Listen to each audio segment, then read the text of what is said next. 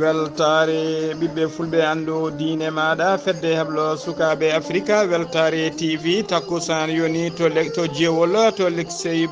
likseyba gorgol to sincana jakiri to udallaya to ɗalhaya to mafondu to lojol to marisa to jeriyel tumbere to jingue jeeri to awoyna to teccane ko on takkusan juula ha e nder dulal ceerno haadi oumar sy to jowle ko taari ɗum kala ene jeeya e gardidi kabaruji men to leydi Mauritanie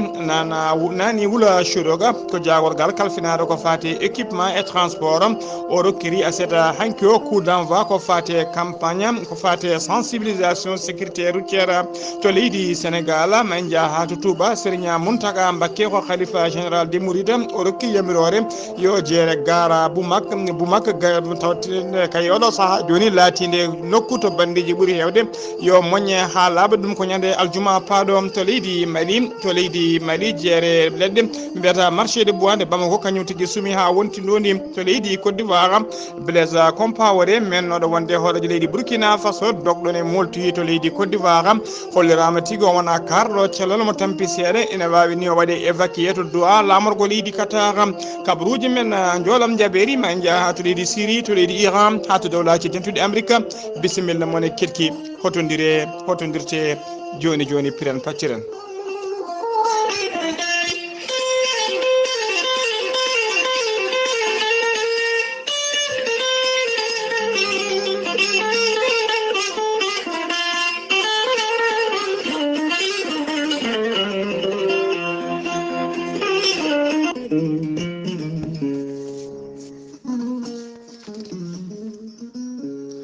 ceerno Djiby Sy ko wittiyanke leɗɗe ko safriyanke safruji fina tawa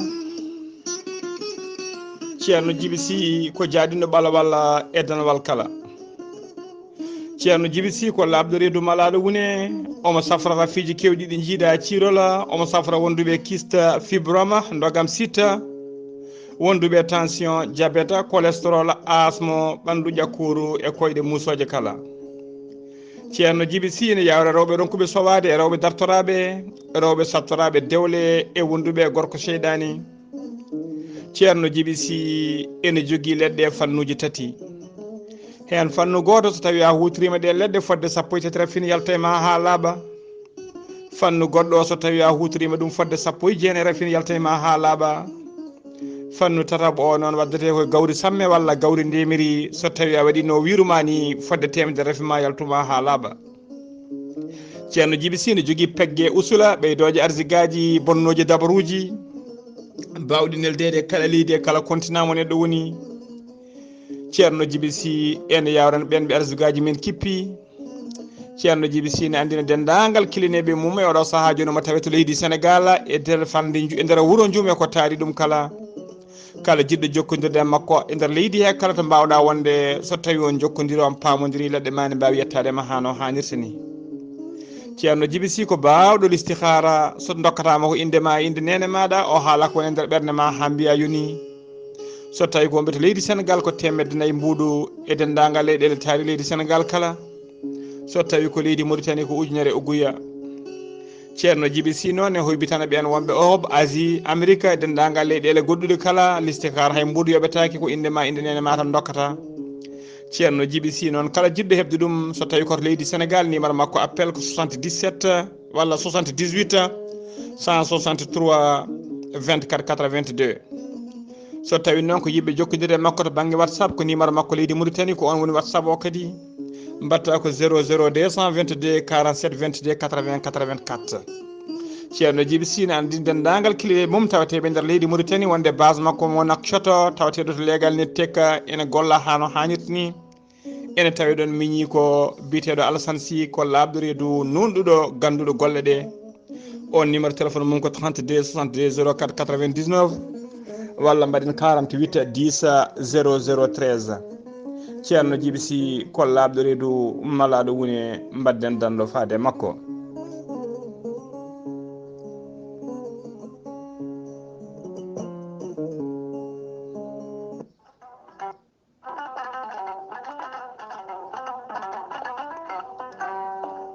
fulɓe mbi kala ko ɓooyi juuti Allah ne wela gonga ne tawa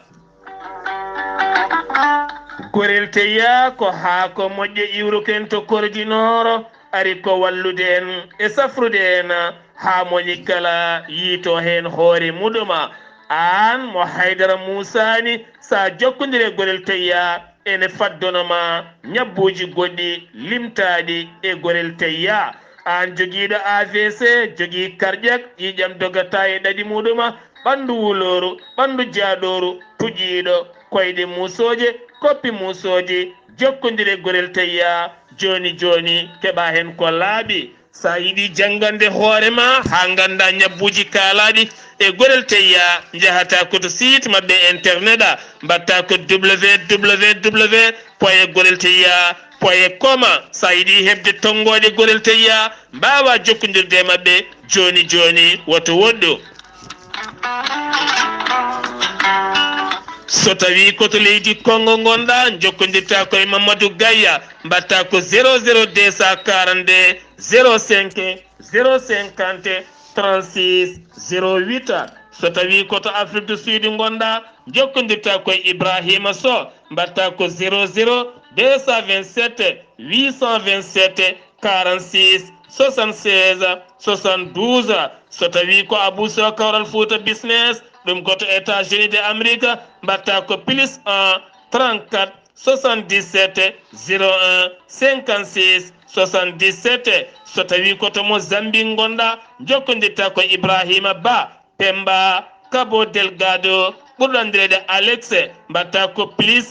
258 258 86 128 77 21 so tawi koto leydi France gonɗa jokkodirta koye Haruna Ngayda mbatta ko 00336 50 99 64 43 musidɓe tedduɓe mbadden dando faade gorel teya jam tan woni hen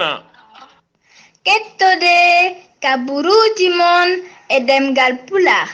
Afrique Asie Europe Amérique Moyen-Orient Océanie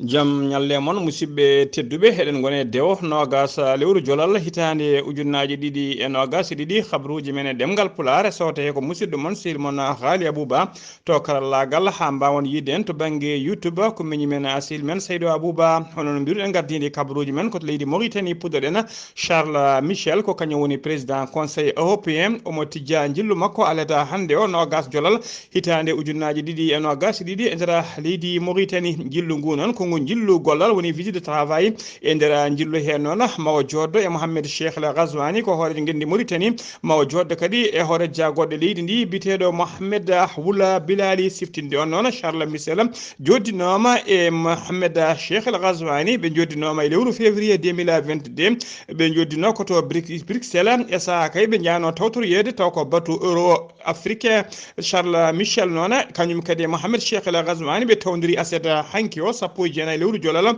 uddidgol sommet francophone to wuro witego Gerba e nder leydi Tunisie ha joni ko leydi Mauritanie keddoɗen hono mbiruɗen gardidi kabaruji men nani wula Chouroga ko kañum woni ministre de l'équipement et des transports o waɗi supervisé aseta hanki o subaka e nder Nouakchott lancement campagne taw ko sensibilisation sur la sécurité routière ɗum noon ko ruuma kay famminde e jertinde ko fati kay e sécurité ji e dow lawol ñalawma aseta hanki o noon wonno ñalawma mo Afrique o kala mawninta ko fati o ñalawma mbiyata journée africaine de la sécurité routière campagne o noon ma duuma ɗo e balle seeɗa ko famminde chauffreɓe ɓe e wajade ɗumen nde ustata vitesse uji kaqqila ganda kay ko yimɓe jolni beele kayne usta accident ji e dow laabi he nani wula Chouroga noon holliri tigui e nder temedere accident mbaɗɗo kala hen capanɗe jeetate jeegom tawate tigui koko wiyete facteur humain woni tigui erreur humaine e nder ɗin kadi hen capanɗe 52% woni 52% so ɗewama tawate ko excès de vitesse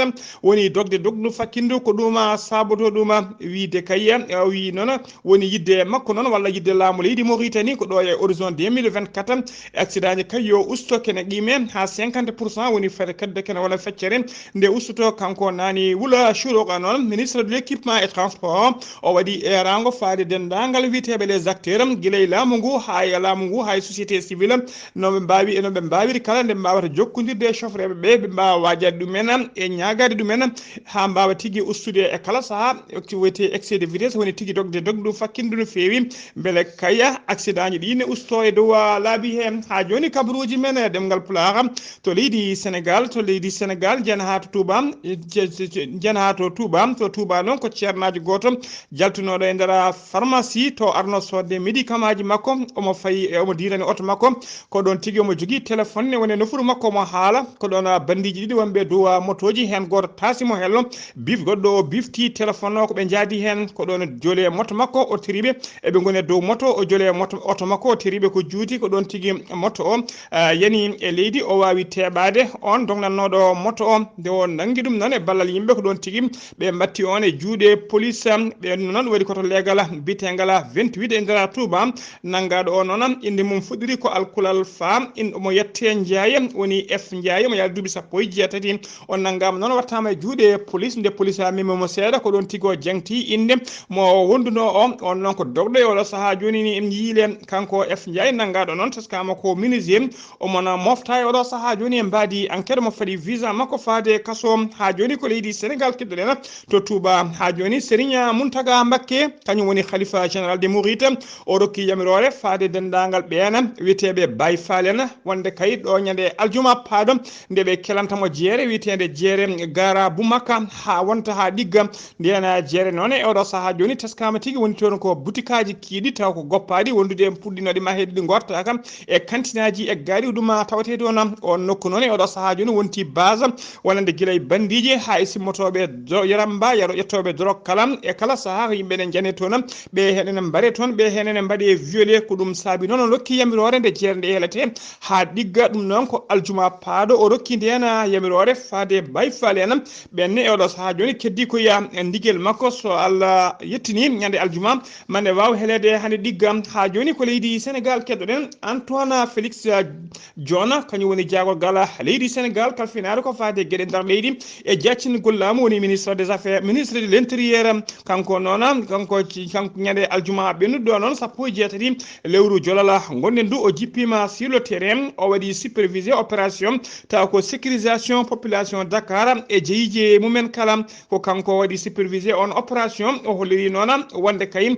patrouille o taw ko militaire uji taw on patrouille noon ko gendarme wondude policier ji ko kañumen ndenti dole mumen ndendinde sembeji men mbaɗi on patrouille o holliri hono ɗiɗon patrouille ji e kala saaha ma mbaw jokkude e nder Dakar e yoga e guure mawɗe kala nde won noon kay yidde makko yidde laamu ngu ko fittude ñonkoto e ittude dendagal bandiji e nder guure mawɗe kala o waɗi erago noon faade dendagal population Dakar kala ha e nder nokkuji kala ha tengti noon e wonɓe e nder Dakar o rokki ɗiɗo numéro uji ɗiɗi wonde kay kala koɓe jii koɓe pamani walla moɓe pamani nde ɓe mbawata noddude ɗiɗon e numéro uji so tawi ko numéro police noddata ko 17 so tawi ko gendarmerie noddata ko 123 ɗin numéro uji ɗiɗi noon ko numéro uji vert woni hay sinno a ala crédit aɗa wawi noddude ɗi hano hannirtini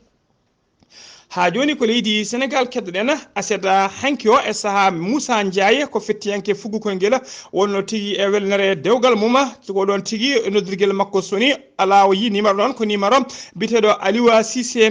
Cissé noon kañum woni sélectionnaire équipe nationale mo Lion du Sénégal o noddimo noon o sikkanno tigui noddirimo ko pour donade mo widemo yo Allah fewnu e dewgal baɗangal ngal kono noon wona ɗum Aliou Cissé noddirimo noon ko nde o arata ko ɓuuri yawde yaccade to duwa lamorgo leydi Qatar so fuggukoy ngel kuberi mon windere nde to fetarto ɗum noon holirimo tigui wonde ko baɗaɗo sélectionné e oɗo saaha joni ko kanko foti lomtade biteɗo Jacob noon e oɗo so ha joni baɗaɗo disqualifié Moussa Ndiaye noon ko fitta yanke fuggukoy ngel o joueur tigui ko défense ko défenseur o holliri noon kanko Moussa Ndiaye noon o holliri hen beelam makko mawɗo no fewi walla mbiyana beelam jokkanimo mom kanko Aliouna Cissé kadi o rokkimo mo kado mo yawata yijide e gurdam makko ma hewbe non kadi kollire wonde jom suudu makko Maurice yo biteɗo Matela Aw ɗum noon ardimo jamma aleta hande o omo foti tigi tawede to duwa lamorgo leydi Qatar to fugu koyngel ngel fettatto o lobtoto noon mbiɗen ko biteɗo Ismaila Jacoba o noon ko joueur mo Monaco oɗo saaha ko Monaco taw ko latéral gauche addani Ismaila Jacob noon waɗede remplacé walla waɗe disqualifié ko hollide tigi ko wiyete probléme administratif saabu ko bannoɗo ɗaɓɓande ko fate waylude nationalité sportive makko kono FIFA suwano tawa gaynude wadde validé oɗon kayita ha joni kabaruji men ɗemgal pulaar to leydi Sénégal jiyan ha to Ziguinchor jabbuɗen musidɗo men Amadou Issa Kébé assalamu aleykum wa rahmatullah. Assalamu wa rahmatullahi ta'ala wa barakatuh. Ghalii Abuu Bah salmitama dennangal hettotoɓe Weltare TV jeheten ko to e Ajun département Kafountine ngoɗo wuro dey holko kewi ɗon biyeteɗo Maimouna Diatta kanko dey woni bartiɗo hecci hanki jamma holko sababu mo wartori ina wayno o hokka joom galle o wi o ala hen yumma ko wimo so omo wuura ko hen koye dewgal he wona somo maaya ko hen dewgal ngal o wonata ɓe pininoɓe tawi omo haɓi ɓoggol e lekki mabɓe omo welta ndeke o wonkiki yeehi ɗum no woni ko kewi ɗo e ngoɗo wuro askan kubalan en kaalino ñande no museji ɗiɗi kankuran fiinoɓe ha gañi ɓe porti pelente ina wayno laamu ngu gila nden ala ko dari hen kamɓe de ɓe ndendi e département Bignona kamɓe fof ɓe kolli ñaagade e yaafuya ɗiɗiɗo museji beele jaam ina arta toon ɓe mbajima sukaɓe mabɓe ɓene kadi e ɗeɗo gueɗe hoto ɓe jiitu ɗum hoto wattu ɗum étudiaji université Assane Seck nayo yanoɓe kodduwar ina wayno dañi toon diplomate uji mumen kamɓe fof mbaɗi réussir dañi ha feere médecine e cardiol e pédiatrie ina wayno kamɓe de wonkoɓe kaali e gardegol Amadou Hammad Dia ɓe mbi ɓe garti ɓe gaddi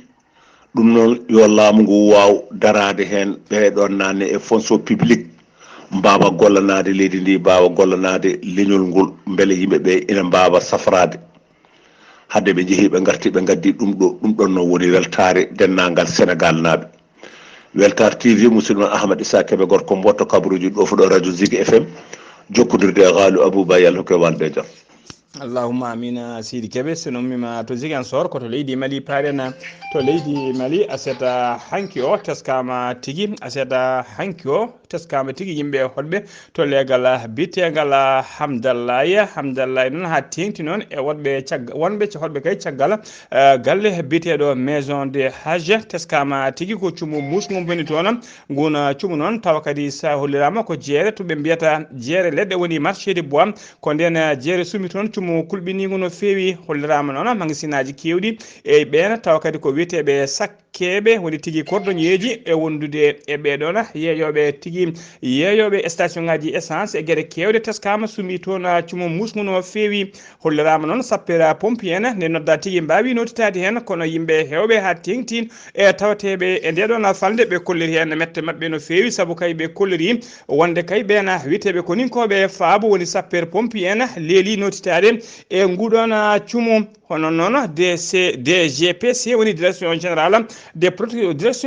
protection civile ɓe kolliri tigui Allah yettama hay goto mayani hen hay goto kadi gañaki hen kono ɓe kolliri matériel kewɗo boni hen saabu kay kenkayiriji kewɗi toon tawetano cuumi yantude e jeere leɗɗe nde foof sumi hen ha wonti ndodi ha joni ko leydi Mali keddoɗen e ballal Allah e ballal fondation Roi Salmana badduɗo kay ko wiyete partenariat e hôpital mère et enfant mo Luxembourg mo Bamako fondation Roi Salman noon biyeteɗo Rabat Islam e Ligue Arabe ɓe mbawi tigui darade haɓe mbawi oppirde fodde temedere cukalel e nder Bamako e nder Mali ɓena sukaɓe noon oppiri tawa kadi ko gratuit woni hay mbuɗu yoɓani tawi kadi ko mission ɓena wiyeteɓe mission médicale woni docteur eɓe e mbadi humanitaire kañumen mbawi noddude toon tawa ko fondation addiɓe e nder ha leydi Mali ɓe mbaɗi toon noon fodde yontere ambassadeur joɗini ɓalliniɗo leydi Arabie Saoudite to Mali hono biteɗo Khalid Mabrik biteɗo Khalid Mabrouk ari tigui ñande alarba 16 jolal gonɗen ɗum o ari ha nder hôpital to sukaɓe opri to addimo to noon ko salmindeɓe juuradeɓe e yewde no ɓalli ɗi mbaɗi e o yetti noon o